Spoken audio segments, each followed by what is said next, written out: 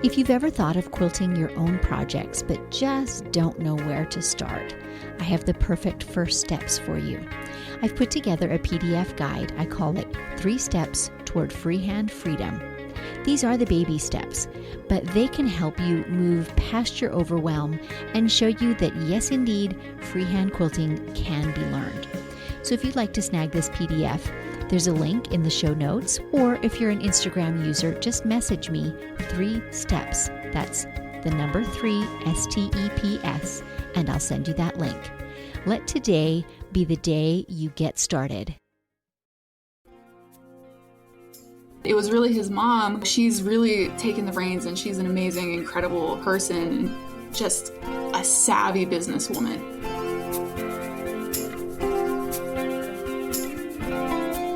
Welcome to Measure Twice, Cut Once, the podcast where we hear quilters and other crafters' stories and draw encouragement and even life lessons from them. I'm your host, Susan Smith, coming to you from my quilting studio, Stitched by Susan. This is where my long arm Lucy and I spend lots of hours doing freehand, edge-to-edge quilting. If you're not a quilter and those terms mean nothing to you, it's basically doodling on the layers of a quilt top with a 50-pound pencil, with needle and thread attached, and at really high speed. My philosophy is there's nothing as warm and comforting as a handmade quilt, and my mission is to get as many out in the world as possible. So I quilt for people, and I teach others to find freedom and joy in quilting for themselves. There are so many quilt makers and just as many stories. Quilting has been a bridge between generations, it has soothed loneliness and chronic pain, and it's been a beautiful expression of art and creativity that spans countries and cultures. Today I'm welcoming Ursula McClintock onto the podcast. Today's Pins and Needles is brought to you by The Will and Dave Show. Hi, I'm the Will half of The Will and Dave Show, a short little podcast that myself and the eponymous Dave like to record talking about the things that really matter to us, whether that's social, political, or pop culture. Usually we don't see eye to eye, but more often than not, we can find some common ground in there somewhere. And now, back to Pins and Needles, with a quick tip for all you sharp quilters out there. Every so often, I like to go and clean out the drawer that I just have one major drawer that's handy to my sewing table. And inevitably, it has accumulated multiple pens and pencils and rulers and seam rippers and all kinds of odds and ends in there. And there's nothing wrong with that stuff, but it can kind of get some overgrowth going on in your drawer and take over it. So it's worth taking just a few minutes to kind of sort through that. Maybe it's your seam rippers. Well, which one is your favorite and still really sharp? And are there 2 or 3 dull and lesser quality ones that you could just offload? Things like that. Pads of paper, snips, all kinds of things. And just sort through and only keep fewer tools that then will be easier to find, and then your favorites are always handy. And I'm kind of going somewhere with this because our podcast guest today is going to be telling us about some really wonderful high quality cutting tools. And you're going to want some space to store these and care for them well within your sewing drawer.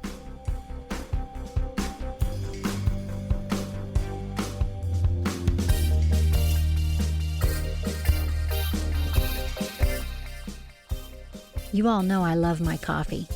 And if you're interested in supporting this podcast, you can go to buymeacoffee.com/StitchedBySusan, where for the price of one delicious coffee, you're able to make a one-time contribution.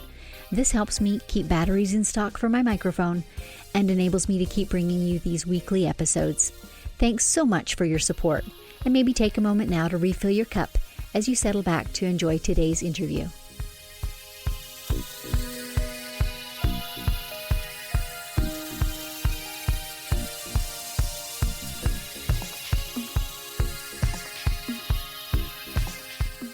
Ursula is part of a family-owned business in Toronto, Canada. She and her husband's mother have grown from a company that was once in China, have grown and developed this manufacturing company of scissors, shears, rotary cutters, basically sharp tools for your craft room. in Toronto, and it is really remarkable. Not only do they have these wonderful products available, but they educate so much about them.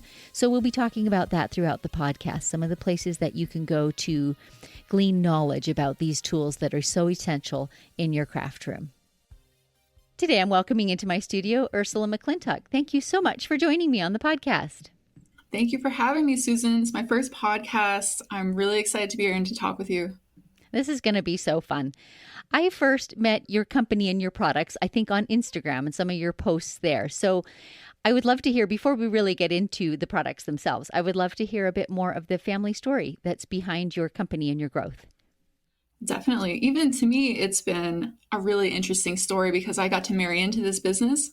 So it's not something even in a million years I would have expected to be doing for myself at this point.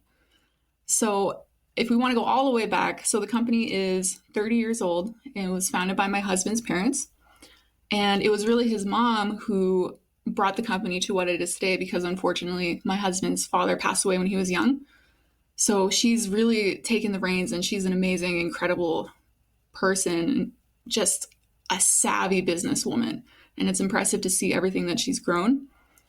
And so where we come in as sort of a separate entity you could think of is we met about 7 years ago in university, and it wasn't until maybe three and a half years ago that we decided that we have a little window of opportunity here to maybe step in and make something and do something for ourselves here in Canada involving the family business. So what that really meant for ourselves was, we're designing the products that we're selling, the color schemes, the packaging is all done by us here in Toronto, Canada. And we get to collaborate with his mom and make those things happen. So it all happens within the family. And it's a really exciting process to get to go through the steps and really feel connected as a family that way. It's just amazing to see. And even the name of your company, right, reflects that family heritage. Tell us more about that. Yeah, exactly. So the name of the company, the original Chinese name is Li Da Hong. And for us, everything that we've been doing and my husband came up with this is, for us, it's really love, dedication, and happiness. It's the love of what we're doing, even the love that we have for each other, just as a married couple and as friends. The dedication to the family business, to the quality of the products that we're making, and just the happiness that it's bringing us. To be able to sit down with you today and even do this podcast is not something it's not something I ever would have expected to be able to do. So it's really even brought us a lot of love, dedication, and happiness in our lives. And we're really grateful for that. It's pretty remarkable to think that you in particular, but your husband too, started getting involved in this business and learned it literally from the ground up, because it sounds like you're involved in, as you said, every aspect from the design to the packaging to the marketing. And am I right in thinking that you're kind of the marketer? Yeah, I'm definitely more of the face forward one of, I guess, the two of us, you could say. And I happen to have a background in visual communications, visual storytelling, and that's something that I did after university. And so we are both really collaborative on everything that we do, from the marketing to the packaging to the website. But it just so happens that we have two sets of different skills that we can come together with and create sort of one whole team in the two of us. And, if I'm stuck on something to post, or if we need to think of some ideas, he's always right there, ready with ideas, which has always been incredible to me because this is not something that I could do by myself. And I know that of myself. So it's such a pleasure to be able to work with him every day. Even when it's a little difficult, it's still at the end of the day something that I would choose again and again. What a treat. I too carry on a business with my husband, and for sure there is that push and pull because you don't always agree on all the bright ideas behind the scenes, right? But in the end, the sum is greater than the parts. Somehow when it comes together and meshes, it's more than either of you could do on your own, and we feel the same way. When I first saw your products, I think it would have been through Instagram and seeing your posts there, which I absolutely love because they're so informational. They just have such a teaching attitude. Are you a teacher at heart too? I don't know if at heart, but I'm a pursuer of knowledge. I've always felt that way. I love being a learner. So it's been really important to us to share what we know with our community and beyond that. Even when we were doing a lot of trade shows in 2019, we took every opportunity we could to be able to be in front of people and to talk to them about, this is what you should be looking for. And I think that really just comes from wanting to sort of demystify, I think, tools in general, because there can be sort of a wall there, perhaps, if you're not already familiar with maybe not even just an industry, but with like a skill. So it's helpful for everyone, I think, to know what you're using. Speaking from my point of view as a user of the types of tools, I mean, I've been a sewist. I've sewn garments and then quilts my entire life. What I've learned in reading your posts, your blog posts, etc., watching your videos about how your scissors are made, and that just lets me know what to look for, what type of quality I should have, and makes me appreciate and value and take care of my tools so much more. So when I said that comment about the scissors, I remembered one thing, and I know you get asked this a million times, but I'm going to ask it too. When is it appropriate to use scissor, singular, and when is it appropriate to use scissors, plural? Well, actually, I've never been asked that before. So this is curious. So scissor versus scissors. I've actually never been asked that before. That's funny. Good thing I asked it then. We all want to know. That's a good one. Let's see. It's only if I'm writing copy or if I am having to reference something in an email. So I think they can honestly be interchangeable unless you are talking about scissors plural. As in multiple pairs of them? Exactly. Yeah. So do you have 3 scissors? Oh, no, I only have 1 scissor. Gotcha. So something like that. But I think they're mostly interchangeable. Good, because I was feeling a little worried that I would trip over myself and say the wrong thing this morning. And then you say shear, and then it just goes on and on and on. Yeah, you could get really carried away with that. Exactly. Let's see. Maybe talk just briefly about the incredible quality that is in these tools and the appreciation I have just from watching some of your videos about them. Maybe give our listeners a few simple tips on what they could do to care for their treasured, whether it's scissors or snips or shears or even rotary cutter blades. Oh, yeah, absolutely. So, and this is not only for our brand, this is for any scissor that you have, whether it's newer, it's older. You can use these on anything. You can even probably transfer these to other tools that you have, depending on what it is. So number one, what we always recommend is give them like a wipe down. So if the blades are starting to feel a little sticky, a little tacky, just take a piece of cloth, something non-abrasive. Paper towel can be a little abrasive sometimes, and just give them a wipe down. Because what that's going to do, it's going to start accumulating down near what we call the button of the scissor, which is what's holding the 2 blades together. Kind of where they're hinged. Exactly, where they're hinged. Give them a wipe down so nothing's going to get clogged up. Because once it gets down there, it becomes really difficult to remove the buildup. And the next thing as well to help with the stickiness, or even just if you're using scissors that are not rust resistant, if they're not stainless steel, or if you're using uncoated, unprotected carbon steel, to prevent rusting and to help with smoothness, you can coat them in oil, and that can be sewing machine oil. It can be even oil in your kitchen if you don't mind the smell a little bit, and just really get into the nooks and crannies there. And if you want a detailed explanation of this, we actually have resources on our website as a blog post of how to do that. We have a guide on our Instagram, and then we also have a couple individual posts on our Instagram too that are visual. So if you're more of a visual person, check out our Instagram. Yeah, for sure. And it'll go such a long way.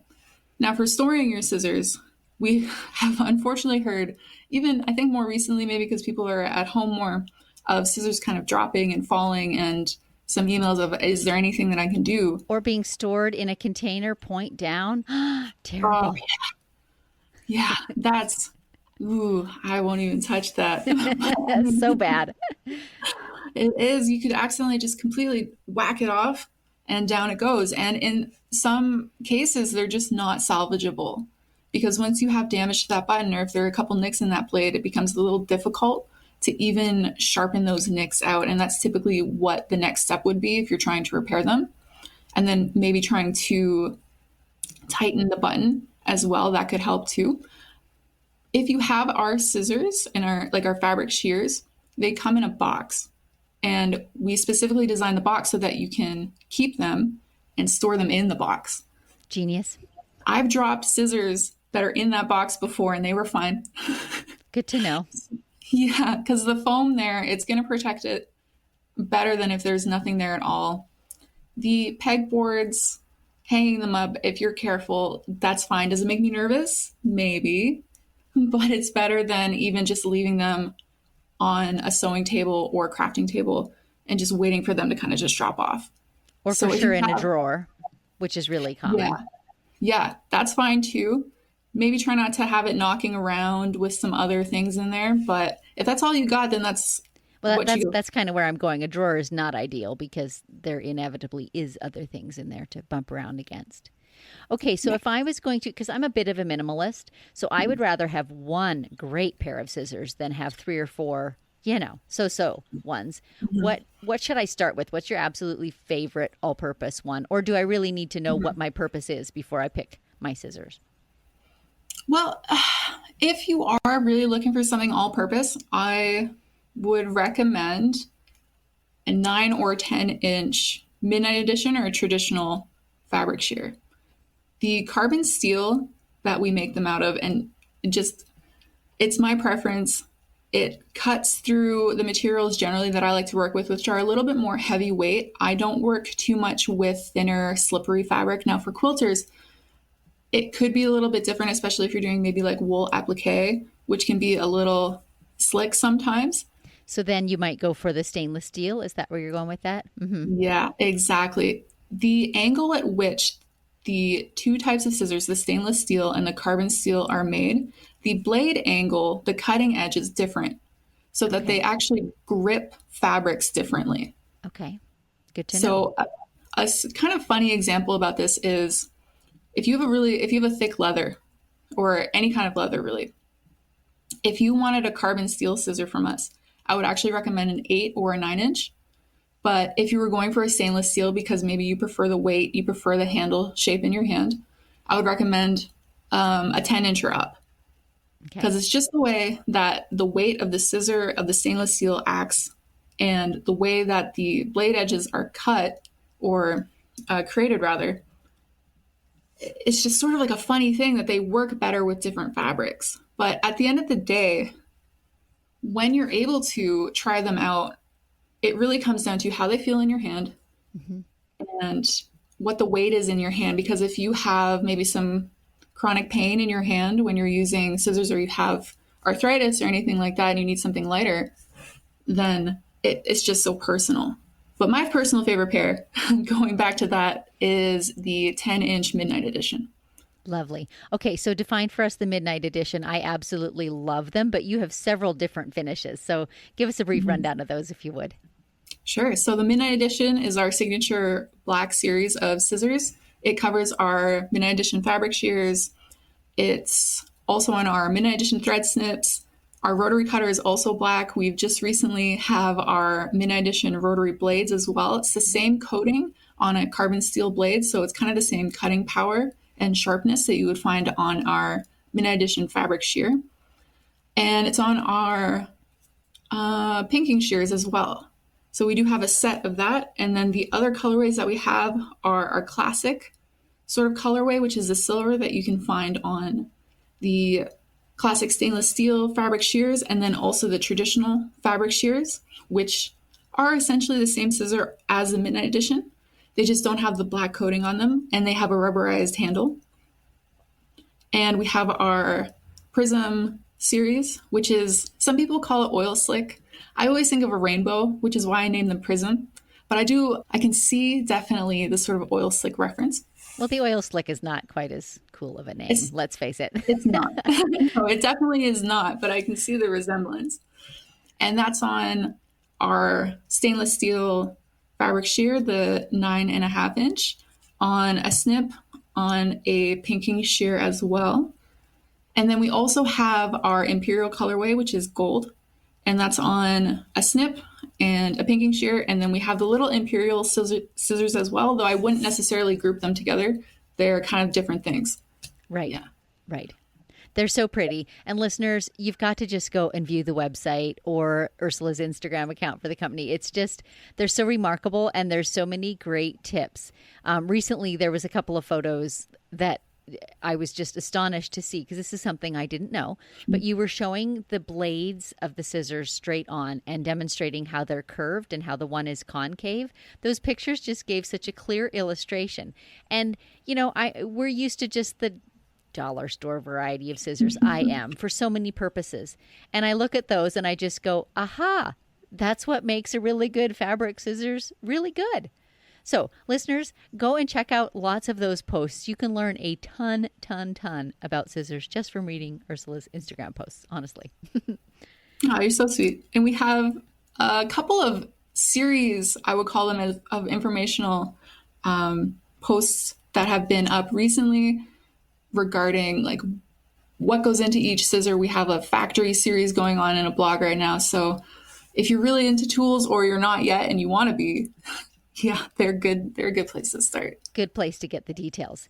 And I was kind of asking you what, you know, a go-to scissor might be for someone to choose. But in fact, on your website, you have a little quiz with just a few questions that one can take. Do you want to introduce that at all, or is it self-explanatory when you get there? It's fairly self-explanatory, but we have another one too for which size you should get as well. But of course, once you take those quizzes and you're still not sure, I mean, feel free to reach out to us at any time, and I'll try to help you out as best that I can, because it's usually me answering DMs. So it's kind of like a direct line to whatever I can help you with. So through Instagram or even through our website. Right. But do start with the quizzes, because they just help to guide you and let you know some of the options even that are out there.